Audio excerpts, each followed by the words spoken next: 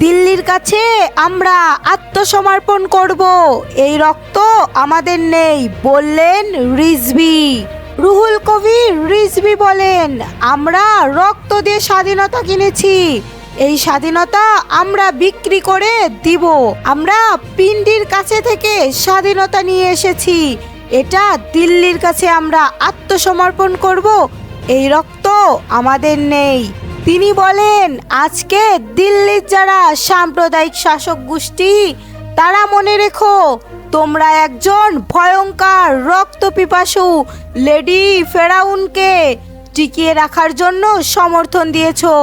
আজকে ভারতের শাসক গোষ্ঠী গোটা পৃথিবীর গণতান্ত্রিক দেশগুলোর কাছে সমালোচিত, অথচ ভারত গণতান্ত্রিক দেশ। ওরা বাংলাদেশের মানুষের রক্তে যে তেজ, আত্মশক্তি, বীরত্ব, এটা দিল্লির শাসকরা বুঝতে পারেনি। ভারতে হাসিনার ব্যক্তিগত যোগাযোগ ডিভাইস ব্যবহার করছে, বললেন বিক্রম মিস্ত্রি। ভারতের পররাষ্ট্র সচিব বিক্রম মিস্ত্রি ঢাকা সফর করেন। সফরে তিনি বাংলাদেশের পররাষ্ট্র সচিব মোহাম্মদ জসিমউদ্দিনের সঙ্গে বৈঠক করেন। বাংলাদেশের অন্তর্বর্তী সরকার প্রধান উপদেষ্টা ডক্টর মোহাম্মদ ইউনূসের সঙ্গে সৌজন্য সাক্ষাৎ করেন মিস্ত্রি। এছাড়া তিনি বাংলাদেশের পররাষ্ট্র উপদেষ্টা তৌহিদ হোসেনের সঙ্গে বৈঠক করেন। সফর শেষে বিক্রম মিস্ত্রি ভারতের পররাষ্ট্র বিষয়ক সংসদীয় স্থানীয় কমিটিকে ব্রিফ করেন। ভারত পাকিস্তানের মধ্যকার কিছু ইস্যুর জন্য সার্ক সক্রিয় হচ্ছেন না, বললেন প্রধান উপদেষ্টা।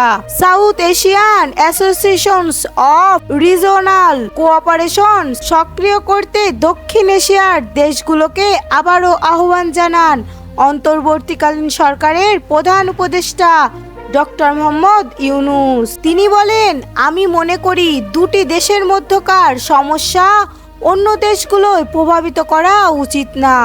প্রতি বছর দক্ষিণ এশিয়ার নেতারা যদি সাক্ষাৎ করেন, একসঙ্গে দাঁড়িয়ে ছবি তোলেন, তাহলে গোটা বিশ্বের কাছে বার্তা যাবে যে আমরা একসঙ্গে আছি। এটা দক্ষিণ এশিয়ার দেশগুলোকে বিশ্বের কাছে ইতিবাচকভাবে উপস্থাপন করবে এবং এগিয়ে যেতে সাহায্য করবে। প্রধান উপদেষ্টা সার্ক ফেডারেশনস অফ অনকোলজিস্টস প্রতিষ্ঠানের অধ্যাপক ডক্টর ABMA করিমের অবদানের প্রতি শ্রদ্ধা জানান এবং তার সঙ্গে ব্যক্তিগতভাবে যোগাযোগের অভিজ্ঞতার কথা উল্লেখ করেন।